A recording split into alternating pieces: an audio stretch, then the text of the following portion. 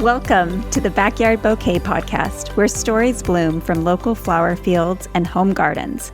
I'm your host, Jennifer Galizia of the Flowering Farmhouse.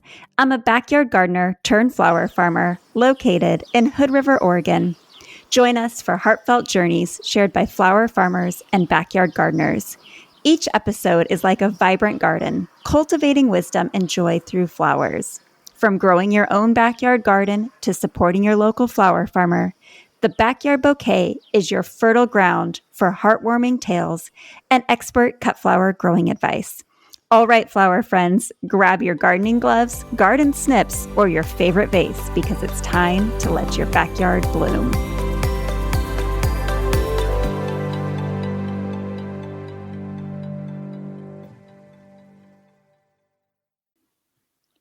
Hi, flower friends. Welcome back to another episode of the Backyard Bouquet podcast. Joining us today is Brooke Palmer from Jenny Creek Flowers, who's not just a school teacher, but also a passionate flower farmer. For anyone curious about the full-time flower farming life, today's chat with Brooke will be incredibly enlightening.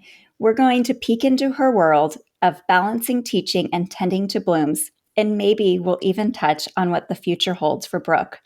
So you've been balancing teaching and flower farming for how many years, Brooke? For the last 3 years. For the last 3 years. And how long have you been a teacher?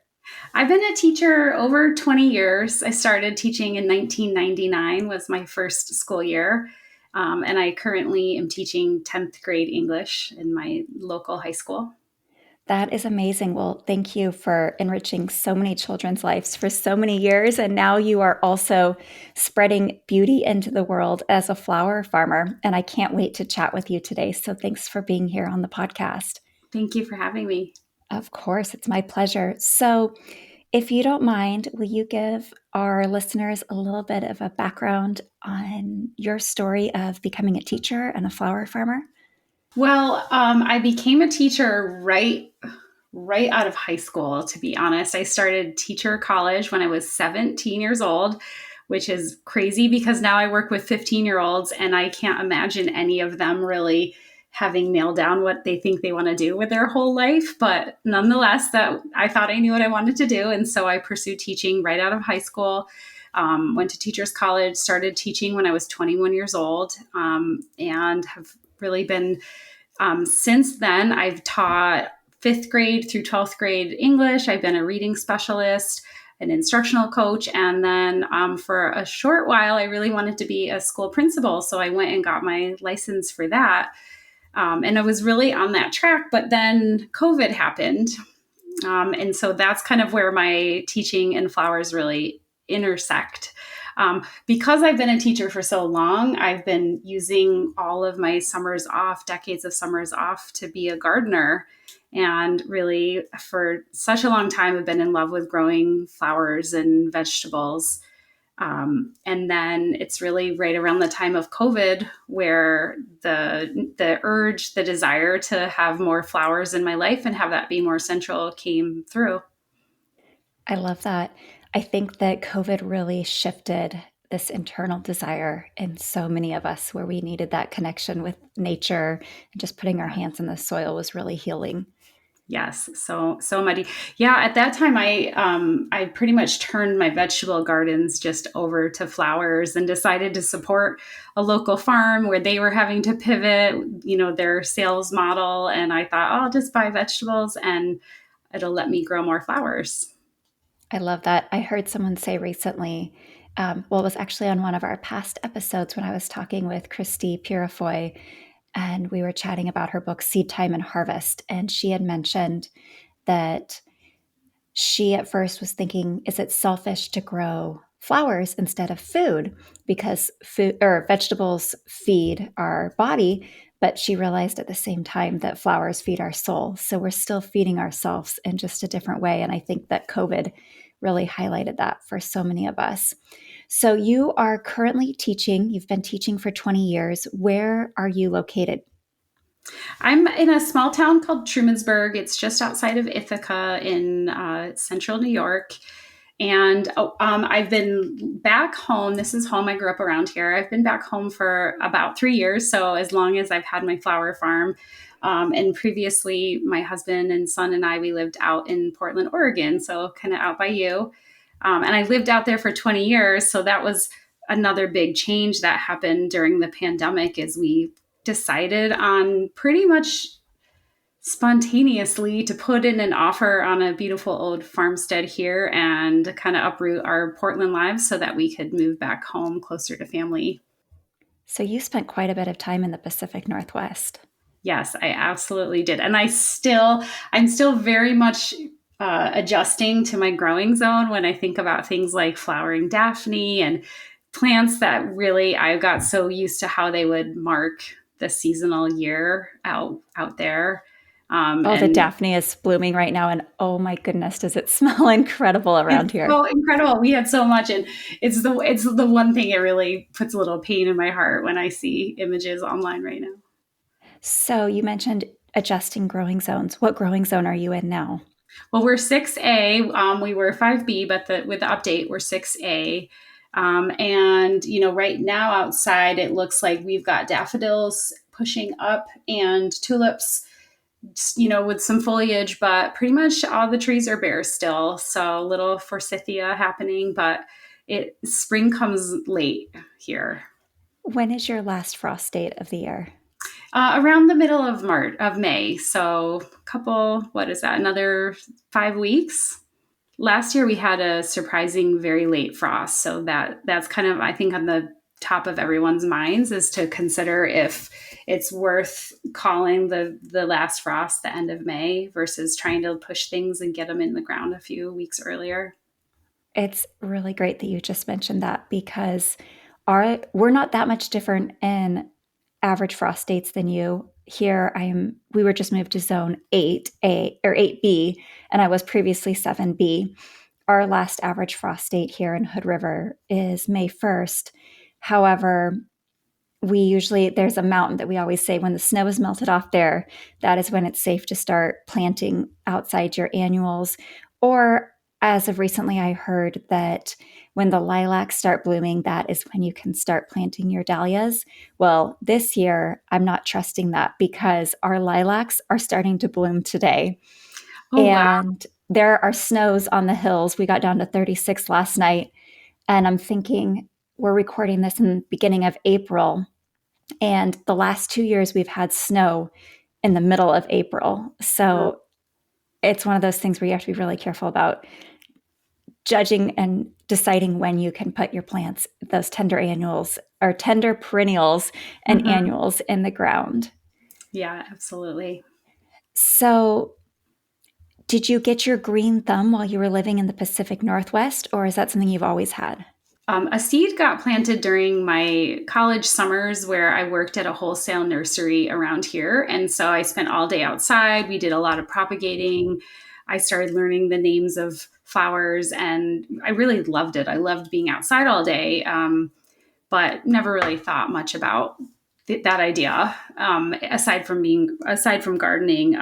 So I didn't really grow anything in New York. I had gotten a community gardening plot. I had planted it out for the very first time, and then a couple weeks later, I moved out west. So I never really got to see that first garden come to fruit. And then I learned everything that I know really out in Portland. We had a lawn. We had one of those beautiful oversized urban corner lots, and it was just all grass. And so over the course of 5 to 7 years, kind of tucked plants in all over the place and made it a really beautiful oasis. Ripped things out as I learned more, added things as I learned, and made a really beautiful garden space. That's incredible. Did you grow in Portland for cut flowers, or were you strictly a backyard gardener? I was just a backyard gardener. And then, so flowers that I did grow there I grew roses, I grew sweet peas, dahlias, nigella, sunflowers, cosmos, foxglove, hellebore. So lots of beautiful flowers were within the garden. But it never occurred to me, not even once, I think, to sell flowers. And it really came out of the blue, this idea to do the flower farm. So we put this offer in on the place where we live. And the moment it got accepted, I thought I was going to be really excited about coming home and, getting to live back in New York and be by family. And I was, but almost immediately at the top of my mind was, I'm going to have a flower farm now. And I have no idea. Like, I try to look back and see, was there another kind of transitional step that got me from going gardener to flower farming? And there really wasn't, other than the idea of having the land, I guess. I felt like our corner lot was really maxed out. It didn't occur to me that I didn't know much about flower farming then. So there are plenty of urban flower farms. It didn't occur to me that I could do that. And then as soon as I had the idea that there would be acreage here, I couldn't be stopped. It was an idea that I couldn't set down. How much acreage do you have? Our property in total is 40 acres. Oh, wow. It's big. Yeah, it's really lovely. I feel really, really lucky. 13 acres are tillable, and 10 acres are used by a neighbor who's been farming here pretty much his whole life. And so I've sort of claimed this 3-acre hayfield, which is now I would say about an acre. I've got about a solid acre, a little more than that, fenced in with a deer fence. We have a lot of deer here. And then within that fence, I've got a couple of high tunnels, and I've got my field, like my annual field, and then I've got my peonies planted. You can grow a lot in an acre. You can grow a lot. Yeah. So I have an acre fenced in, but I would say I'm probably still growing on half an acre, maybe Okay. even just a little bit less. But there's space there now, which feels really nice. And the deer cannot get in. I want to go back to something you said and touch on it. And you mentioned that when you were growing in Portland, you had a large lot, but you never even thought about the possibility of being able to grow flowers on a smaller scale. I was in the same boat. I had a decent backyard in Portland. And when we moved here, I had a small backyard that produced a ton of flowers. And I think that as of recently, with people like Galena at Micro Flower Farm, Mhm. people are realizing that you don't have to have a ton of space. So if you're listening today and you've been wanting to grow a cut flower garden, this is your sign and your permission that you don't have to have a large space to have a cut flower garden that can be profitable as a flower farmer. Yeah, So absolutely. I think it's in some ways there's probably a simplicity to having a backyard flower farm versus trying to take a field and build all your infrastructure and all of those things. they're so different. I know because we lost our main growing space, we've had to consolidate this year. And I'm kind of finding this joy in the simplicity of a backyard. And now having downsized and now having about a quarter of what I was previously growing on, it seems easy to me. And I recognize that for someone starting out, it would still be overwhelming the amount of flowers I'm growing. But there's this beauty in starting small and having a very controllable amount of flowers that you can learn from and Mhm. grow. So that leads me to my next question for you. You moved back to New York. You bought your 40-acre farm and you decided, I'm going to be a flower farmer. Was there a moment that you thought to yourself, like, I have to do this? Or what spurred you to say, I've got to grow flowers here?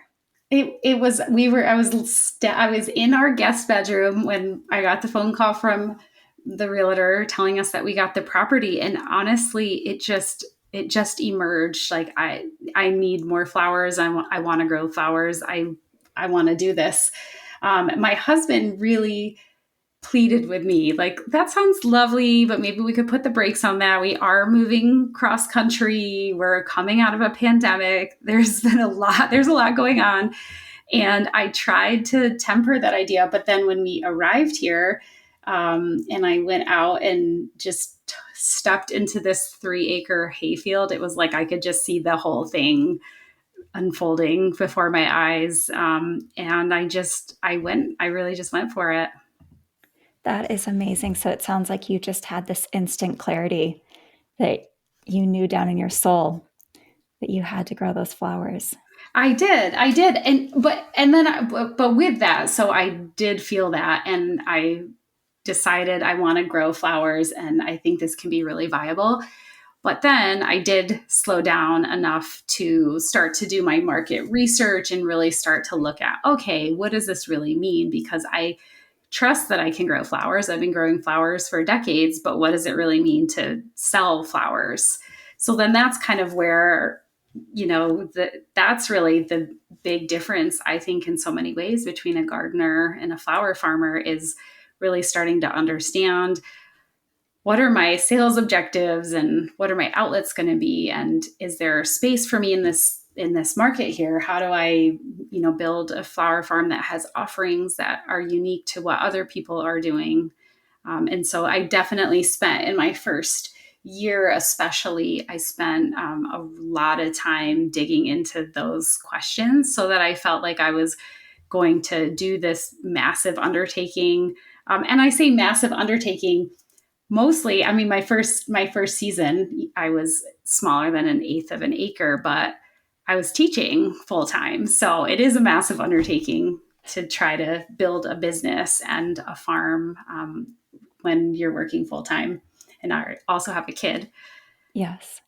Well, you're so wise to have done that initial research and figure out a business plan, because I think it was Lisa Mason Ziegler I heard say this, that without a plan and a way to sell your flowers, you're basically just a large scale backyard grower. And that's the one thing that differentiates a cut flower farmer from a flower grower is, are you making a profit on selling your flowers? And if you don't have a stream or an outlet to move your flowers, it can be very costly to grow so many flowers. So that's very Yeah. wise that you started out that way. It's expensive and it's really sad. It's like to create this beautiful bounty, but not have a place to send it off to feels really the opposite of what someone's actually trying to achieve when they set out to grow a lot of flowers. Absolutely. So when you first moved to New York, you started with an eighth of an acre of flowers. However, you were also balancing a full-time job as a teacher. I imagine that that was not easy to juggle both and to find time for both. Can you walk us through how you got your farm up and running and started while also juggling a full-time job? Yeah, I started off by, I think, first of all, was just picking the size that felt manageable. This eighth of an acre felt like a pretty manageable size. And then I really used the spring and summer to set up the infrastructure. So there I was with extra time off, and it was a really good time to just do the initial tillage and bring in the compost and get up the deer fence and figure out how we were going to irrigate. So that first summer, it was really a lot of using time to set things up without necessarily growing and selling the flowers, so that when the next spring came, it was ready to go. And that was a really important move. I also started to look at my school calendar and see, okay, how can I fit planting in with that? So we always have a break around the first week of April, and that's the perfect time here to plant your hardy annuals. So that April break just has become dedicated to my field planting and getting things in the ground, doing the frost cover dance for the last 2 months of the school year, or 6 weeks, however long till the frost stops. I love that you said that your first year you focused on putting in the infrastructure and you didn't focus on trying to sell the flowers. I think a lot of people, and I'm guilty of this myself, I dream really big and I want this gorgeous field of tons of flowers, but you first need to know when they're going to bloom, how many stems you can anticipate. And if you've been growing those flowers for a while, you maybe already know that information. But if you're growing a flower you've never grown before, you can't go promising someone 100 stems of Lysianthus on a certain date if you don't know when they're going to bloom or how well you're going to be able to grow them. So I think that's such a smart thing you did to give yourself that first year. So tell us about your second year a little bit more. you had the infrastructure in place. What were the markets you decided to go into? Where were you going to sell your flowers? My main market has been a CSA. So I started out the first year where I was growing flowers with a spring tulip CSA, a summer CSA, and then a dahlia CSA. And honestly, I probably started a little bit bigger than I should have. I think I had about 20 shares, which people disagree on that, but some people say, start a CSA share with 10, 15 people. I kind of pushed it a little bit. There were moments where that maybe felt a little stressful, just again to what you're saying of predicting how many stems are in the field and that sort of thing.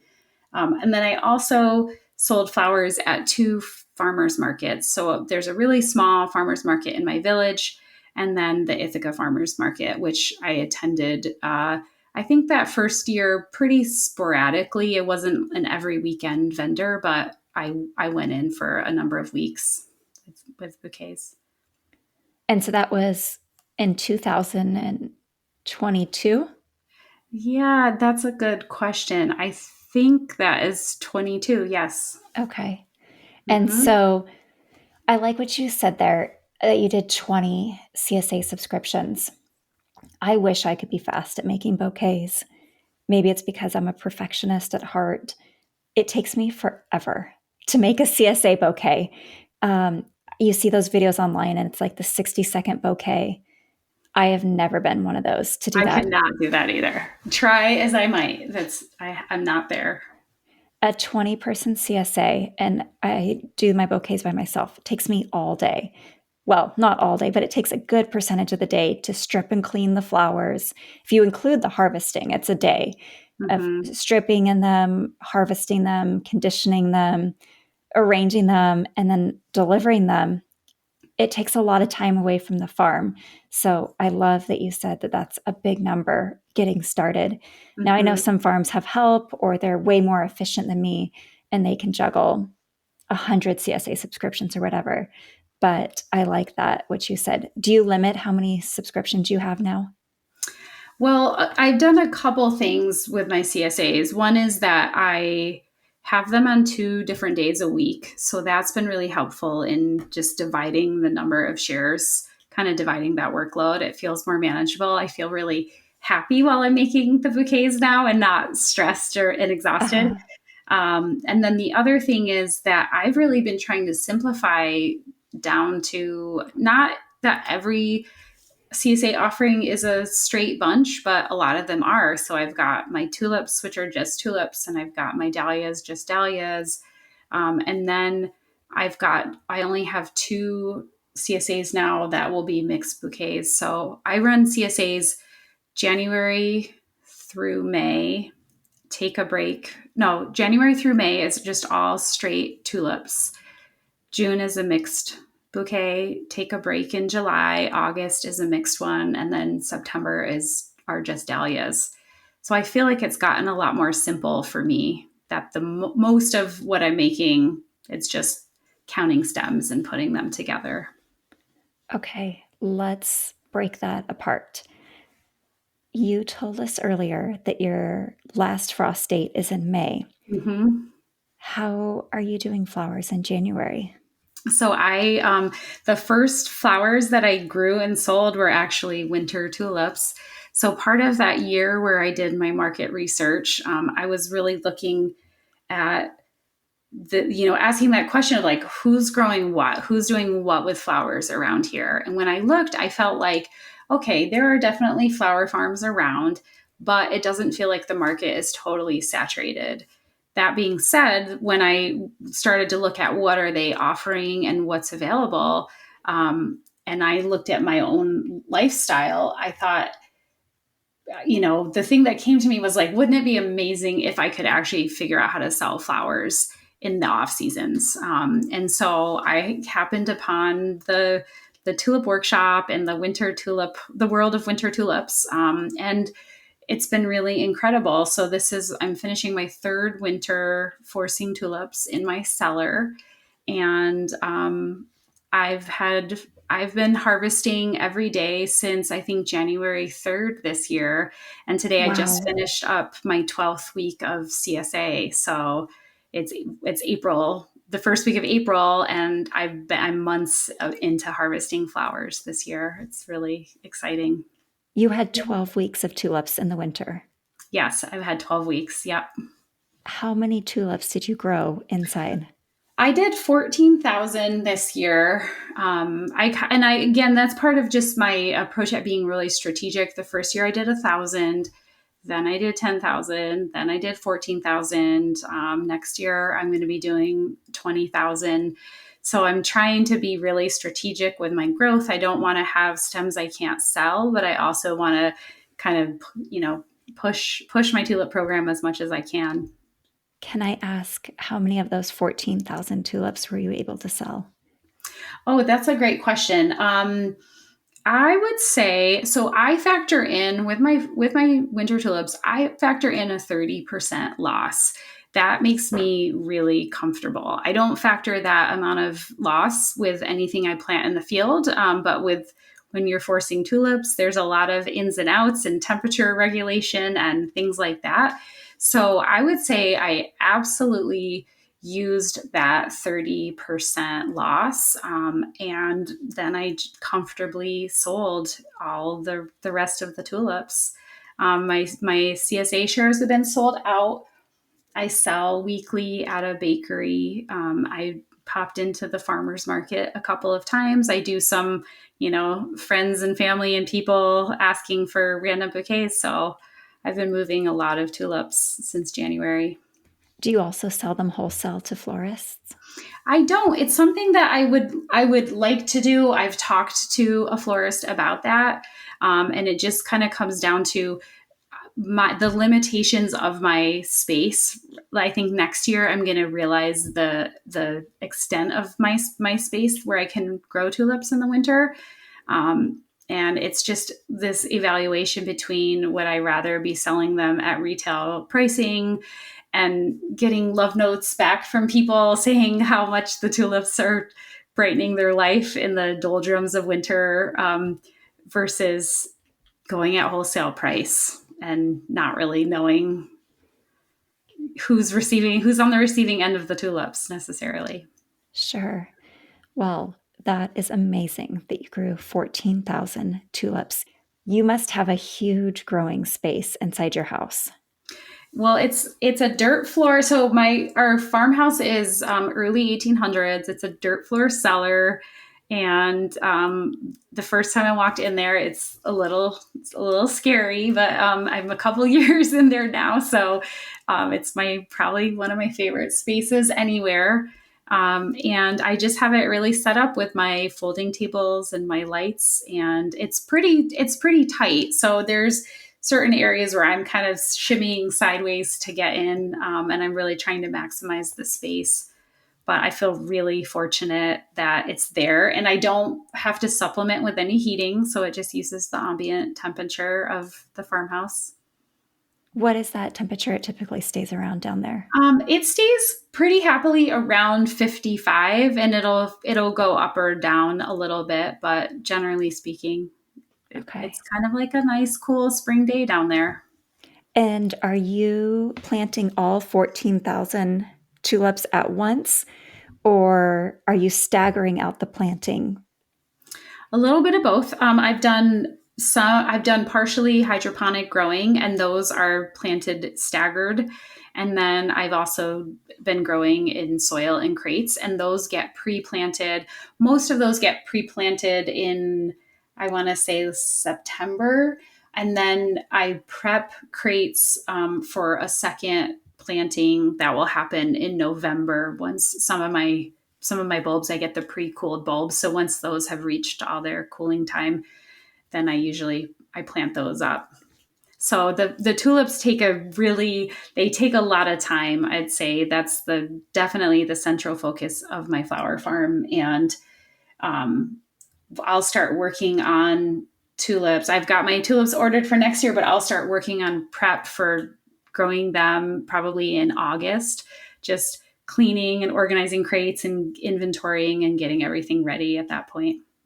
How many crates do you use for 14,000 So tulips? many, around 150, and then I think it's around 150. I'm constantly on the hunt for more, and that's also potentially a limiting factor, but I think I have that sorted out actually. That's a lot of crates to be carrying down to your basement. It is, it keeps me fit. That's one thing. Like, I think I can just, like, these things are 50 pounds. I can pick them up and carry them. And whenever I have people helping me, I notice that I'm the one who's clearly lifting them steadily. I will say that I'm going to hire my teenage son next year. He's very excited and he's going to help me. We move crates once a week. He does help me now, but I'm kind of formalizing it a little bit more next year to incentivize him to, work on strengthening his body and then also taking a little bit of that load off of me. I don't want to lose our momentum on the tulips, but you mentioned being strong and having strength carrying those crates. I want to offer up a word of caution to people when they are trying to lift those 50-pound crates are incredibly heavy, especially if they're outside and it's been raining. I did a minor tear to my hamstring 2 years ago, improperly lifting my tulip crates, and it's just now healing 2 years later. So if you can have someone help you carry those crates, I highly recommend it. Yes, my mom and aunt will help a lot, and we'll be on either side of it, and it's pretty lovely to carry them that way. It's so much Absolutely. easier with Mhm. someone It holding really one is. side of Yeah. those. It's I joke that we don't need CrossFit or anything like that. It's farmers fit. We need like a new Mhm. hashtag that's like farmers fit because Yeah. or flower farmer fit or something. We're lifting so many heavy things on a daily Yeah. basis. Absolutely. So I have so many questions about your tulips in the basement. I hope it's okay to ask you a few That's great. more. So you said you grew hydroponically and in crates. Mhm. Did you have to water both methods down in the basement? Yeah. The hydroponic, they'll root in water, and then you'll refresh the water, and then the soil crates also they'll get watered once a week. At this point, I've kind of got it figured out. I think my first year I had water felt like an issue, just the space being too wet. But at this point, I can kind of look at a crate and know exactly how long to pass over it with the wand and not have anything dripping. And so it stays pretty dry down there now. So you bring a hose into your basement and you hose I everything down. we had a hose. I guess we just had a water supply down there. So Okay. I was really lucky for that. But I did pay someone this summer to install a sink, and that has been ridiculously exciting to have a utility sink. I think you only realize how wonderful that is when you get one and haven't had been functioning with one for so long. That sounds amazing. I've actually looked online and thought about the idea of some of those utility sinks that you can hook up to your hose to bring Hmm. outside because it is backbreaking if you're bending over to buckets and trying to Yep. rinse off tulips. I mean, I cut back this year. I have 4,000 tulips, so I have a fraction of what you have, but it breaks my back every day bending over. So that's awesome Well, that you and have a sink down 4,000 there. field tulips is a whole different animal because they'll just come on in a flash. Whereas with mine, I pull them every week. It's so much succession growing. It's not like in Okay. the field where you can't even turn your back before they're blowing open. Oh my goodness, it happens with the blink of an eye. I mean, you think you have everything harvested and you go back out that evening and you're Yeah. going, "Did I even harvest today?" So during field tulip season, I eat my lunch while driving home from school. I eat in the car, and then I race outside. Usually in the morning before school, I'll set up my crates and everything that I need for harvesting, and I'll pull tulips and I'll rinse them off and I'll throw them in my shed. A lot of times, if they're still wet and they're not ready to go in the cooler, then I'll just send my husband a text message like, "Can you put them in the cooler at a certain time?" It's pretty burly. If those are the few weeks that the balancing both aspects of my life feels especially challenging. I can only imagine. So, I've got one more question about the basement growing because I'm Mhm. Yes. super intrigued. So, you've done hydroponic and in the crates with soil. Do Mhm. you have a favorite way of growing them? I do. I'm actually going to phase out hydroponic growing. I went into this year thinking that I was going to go 100% hydroponic. But when I really look at my records, I find that I do have more loss with hydroponic growing. There are just more issues with humidity, and for me in my space, it feels a little bit more temperamental. Uh-huh. What I love about the soil, I feel like the tulips I feel like they're stronger, they're healthier, there's much less loss. And I like the work ahead factor. I like that in the summertime, we can fill crates. And then when the bulbs come, it's really easy to plant them, and then they go into my walk-in cooler and they sit there, and then once a week I just pull them out. So the whole thing feels really rhythmic. Whereas with the hydroponic growing, for me personally, I've found it to feel a lot more stressful. And even a few years in, I just didn't master it. It takes a lot. And I think that if you're going to do hydroponic, you should really just do that. I think trying to do both in a space is tricky. I think it's great that your records allow you to see both number wise what worked and what didn't work. So I think you took a very calculated approach to that. And I think that's great advice for other people as well. Thank you for going so deep with me into growing in your basement. I'm sure that people will have questions based on what we've heard. But you said you did your learning for growing, or I should say, winter forcing through a workshop. hmm It's called the Tulip Workshop. It's led by Emily and Linda, and it's really a wonderful learning opportunity, and it's a wonderful community of growers that we stay connected, and are able to troubleshoot and celebrate wins and ask questions and help one another out. I love that. Thank you for sharing that. So you mentioned that next comes your field grown tulips. How many Mhm. tulips do you have in the field? I have I think I have 4,500 this year. So about what you're growing. And I'm really, I really try to spread them out with varieties, with different bloom times to try to extend that window. And it feels every year kind of like, well, we'll just see how long does the field tulip season last. I feel like they're taller this year than they've ever been. So I've noticed that too. yeah, I market my CSA as being the first 3 weeks of May, and that's what it's been. But I'm really curious if we'll be starting to field tulips in the end of April. We're about 2 weeks early. So you'll have to let me know Yeah. if you end up being early as well, because Yeah. our tulips are blooming before we have any filler. It's crazy this year. So you mentioned, because you do work full time, I have a feeling that quite a few of our listeners have a job and they either have a backyard flower garden or they're aspiring to be a cut flower farmer and they haven't been able to make the transition yet to flower farming full time.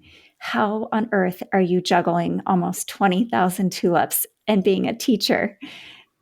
Well, the very exciting thing is that I will not be juggling both of those next year. I made the decision very recently and I put in my letter of resignation so that when we reach the end of the school year in June, I'm hitting pause on my teaching career and I'm ready to give full time flower farming a try. That is phenomenal. Congratulations, Brooke. That Thank is you. huge. I would love to talk to you about that.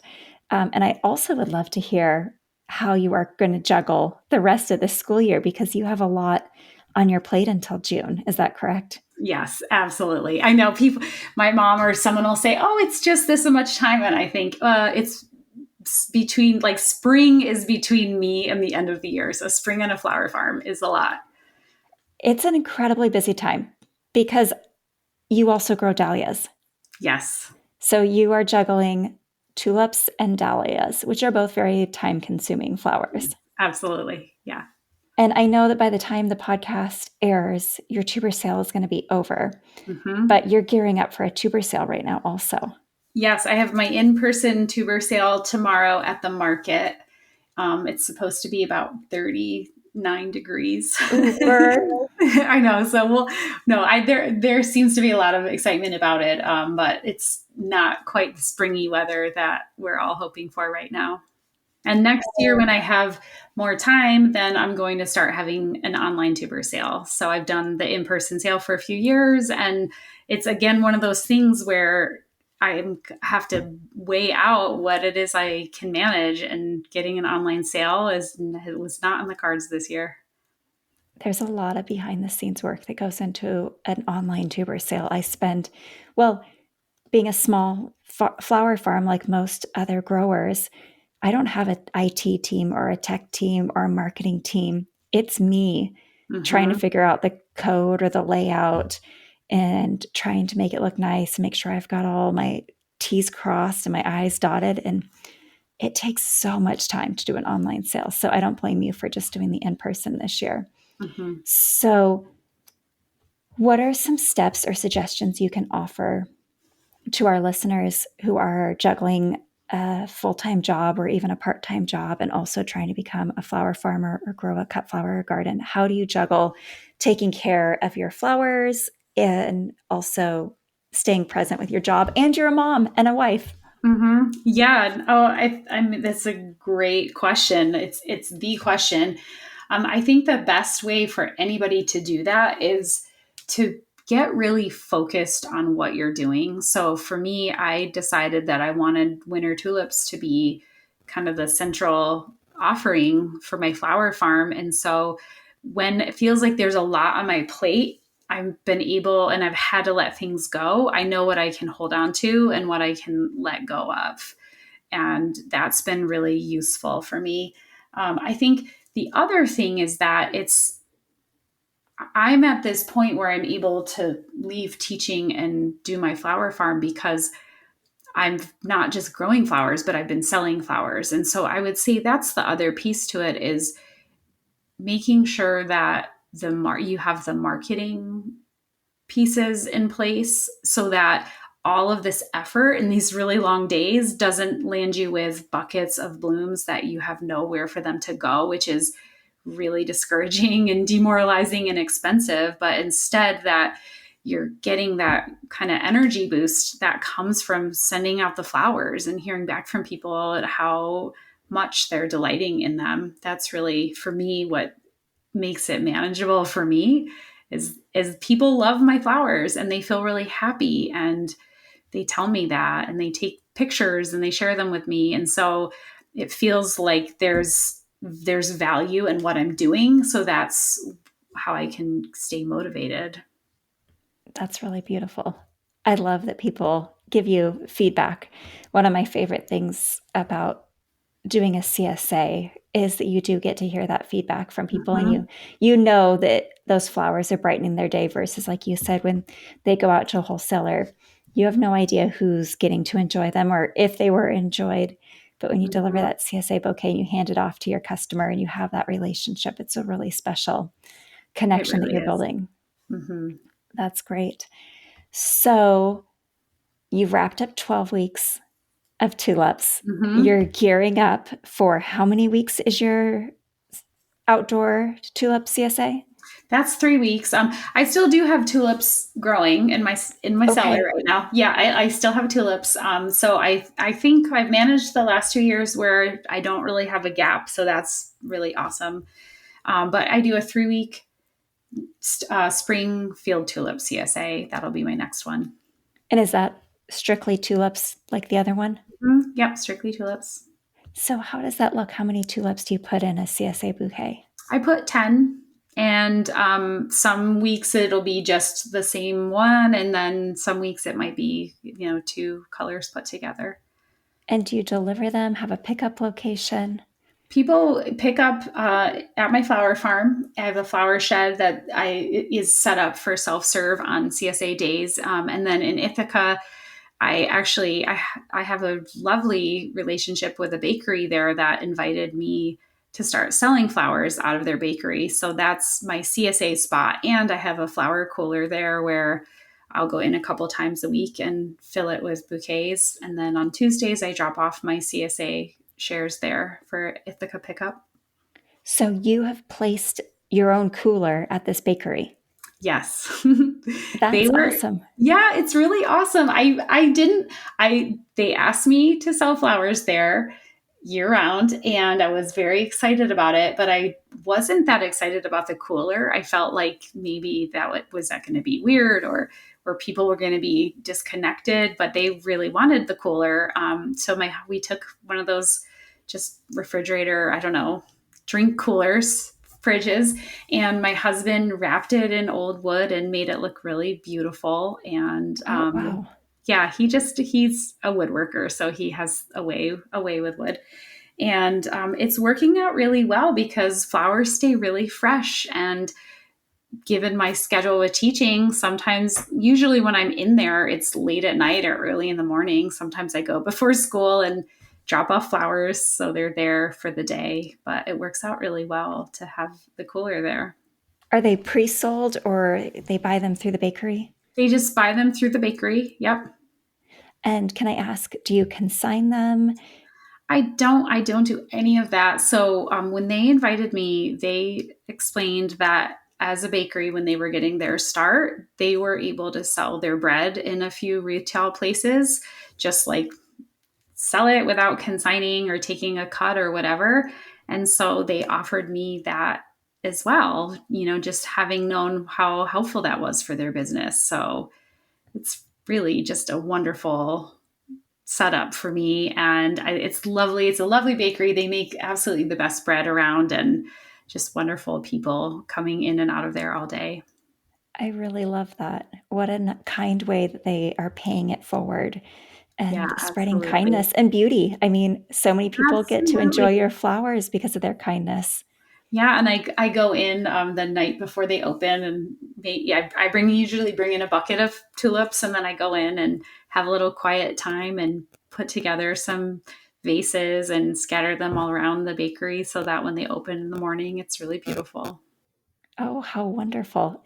Okay, so now we have to know the name of this bakery so Okay. anyone that's visiting your area can go Absolutely. support them. They're called Wide Awake Bakery, and they're really have a really close relationship with a farm called Farmer Ground Flour. So there's the growing and the milling of the flour, and then this artisan baking using the local flour and local ingredients. So it's just a really and they're masterful. Every single thing they make is incredible. So it's a really lovely bakery.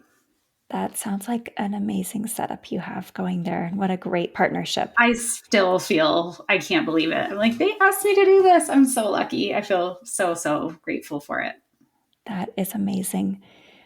Before we stop talking about tulips, and it's kind of perfect because it's tulip season right It now. really is. And there's a couple things. You said you already ordered your tulips for next year, Hmm. which is so important because tulips, it's crazy.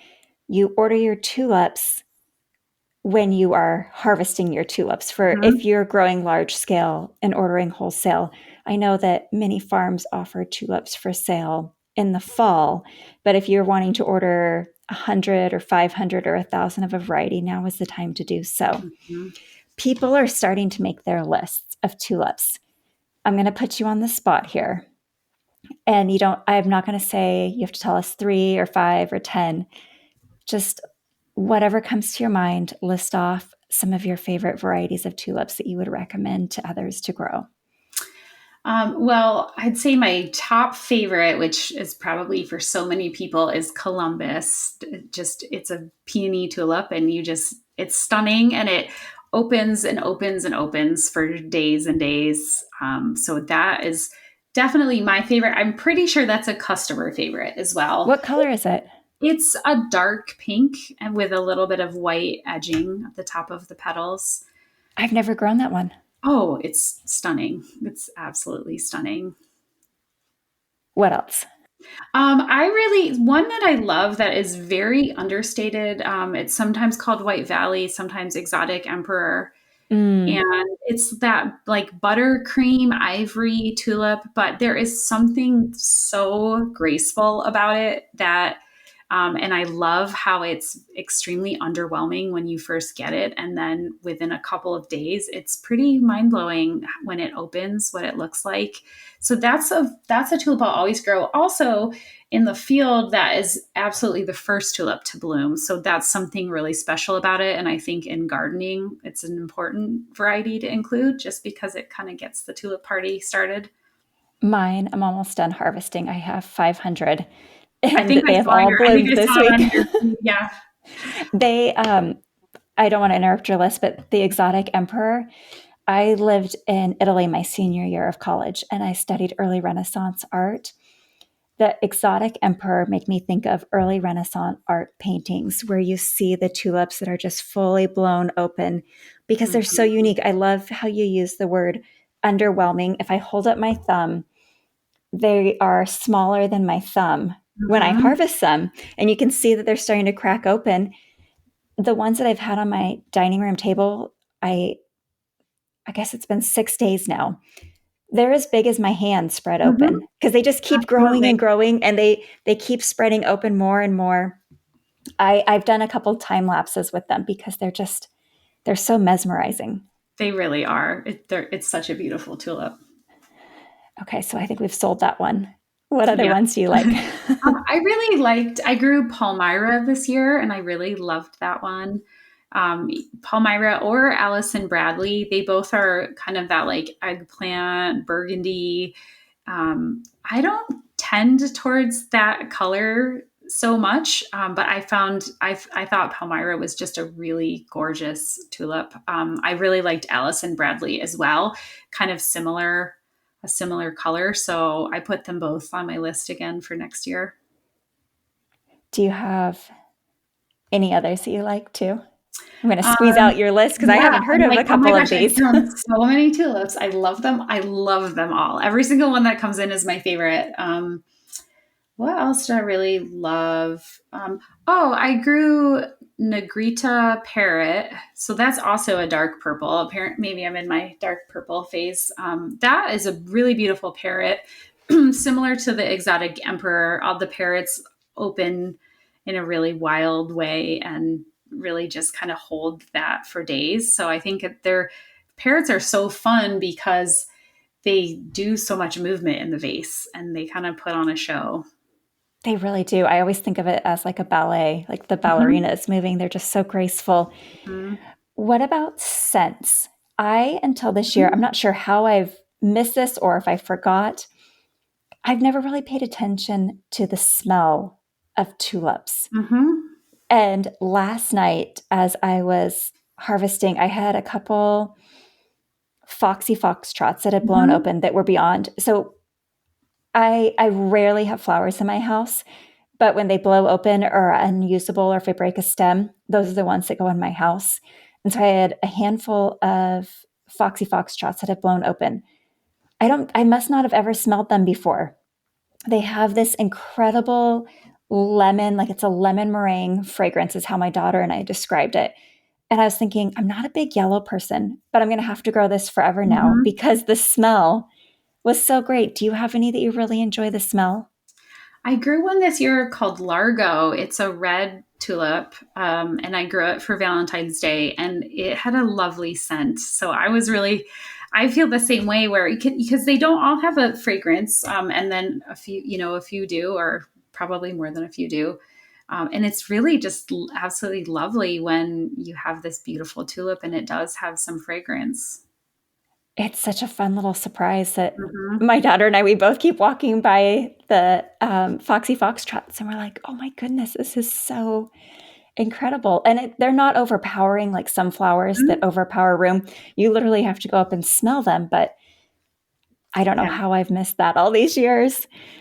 Okay, I know we've talked a lot and there's so much we haven't touched on yet.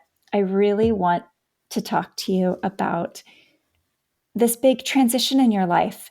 How did you know that it was time to make the jump from being a full time teacher and a flower farmer on the side to becoming a full time flower farmer?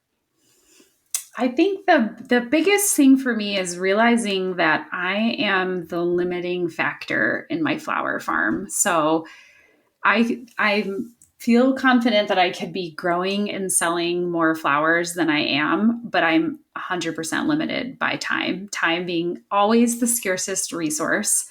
And that was a really big piece of it. The ideas come up, opportunities, I have to let things go because I don't have time. Um, I also lost a parent to cancer in December, a really fast and aggressive brain cancer. And so Oh, I'm that, so sorry. thank you. That was really difficult, remains difficult.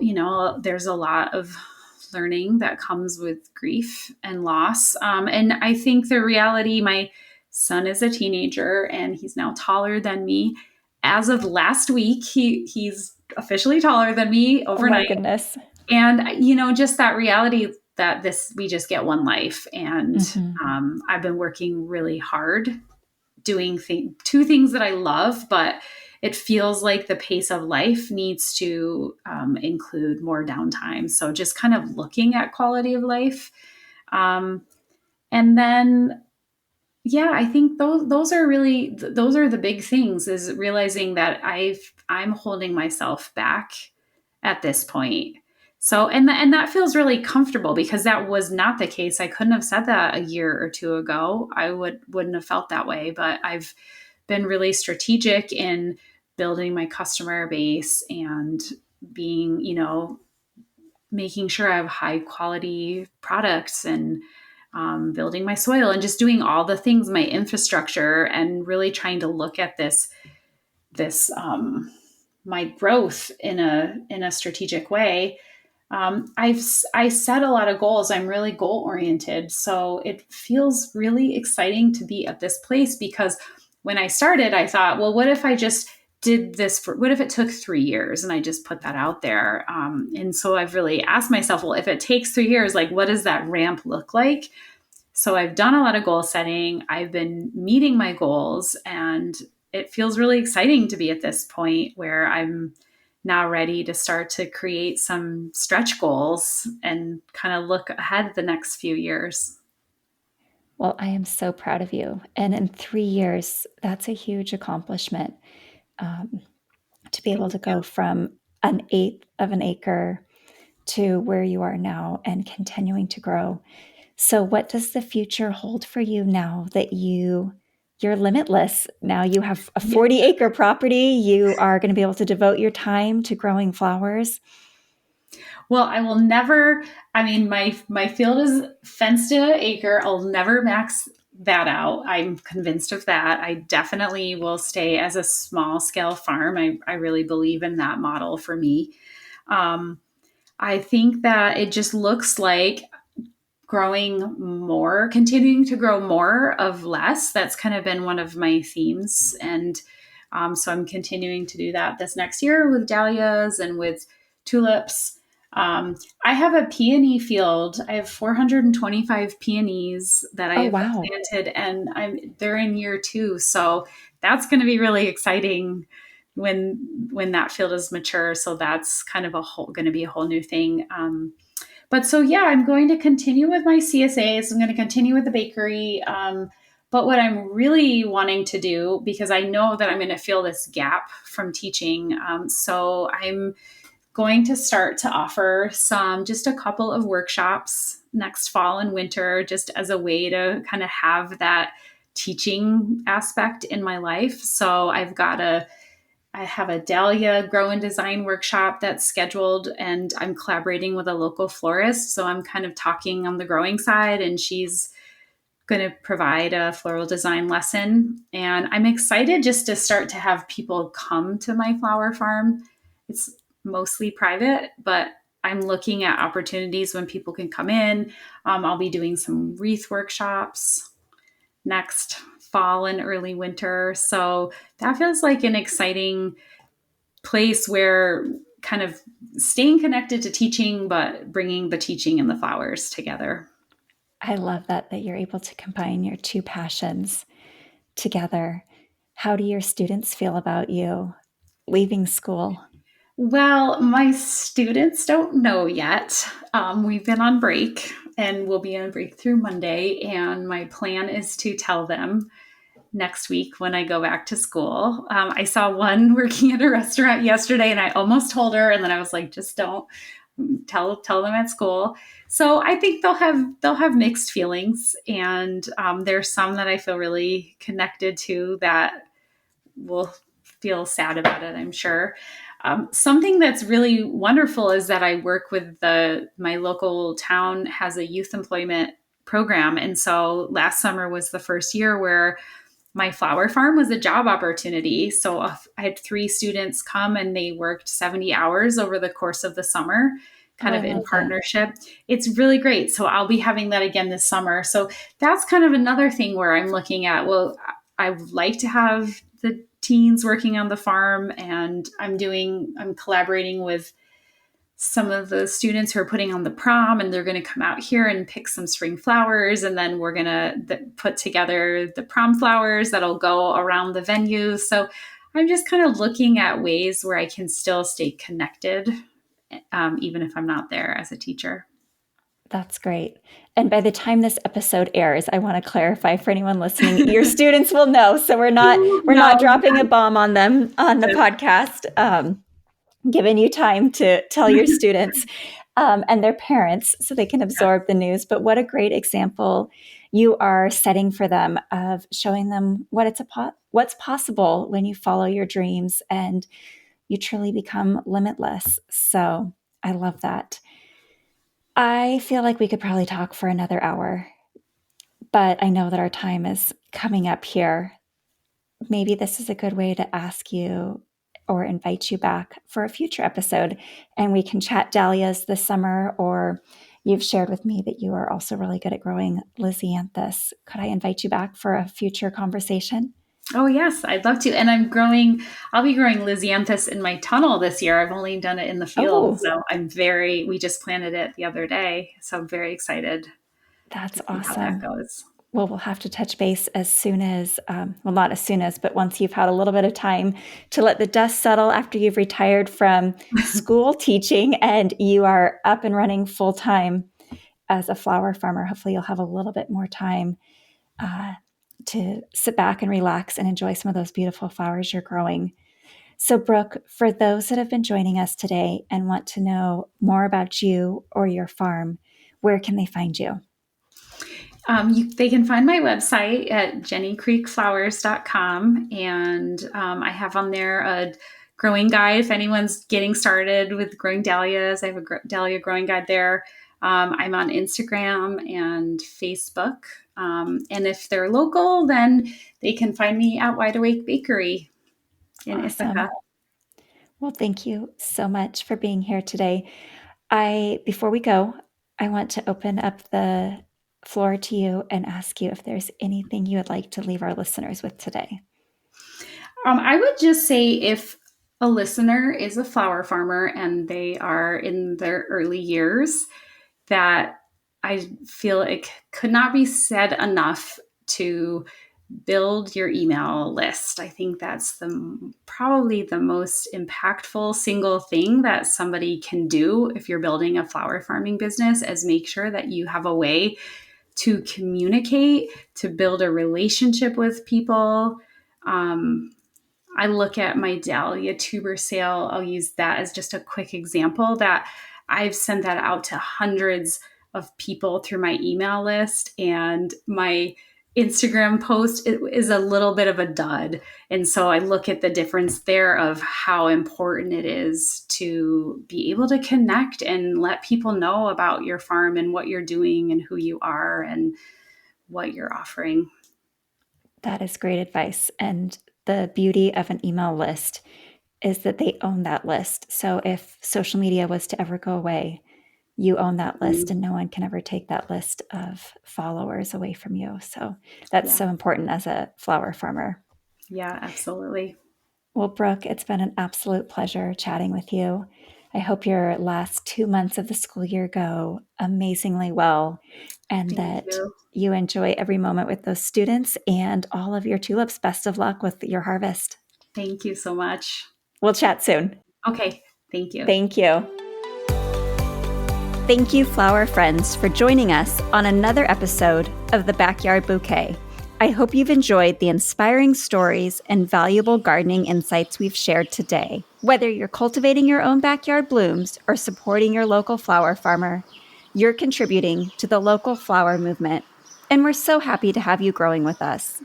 If you'd like to stay connected and continue this blossoming journey with local flowers, don't forget to subscribe to the Backyard Bouquet podcast. I'd be so grateful if you would take a moment to leave us a review of this episode. And finally, please share this episode with your garden friends. Until next time, keep growing, keep blooming, and remember that every bouquet starts right here in the backyard.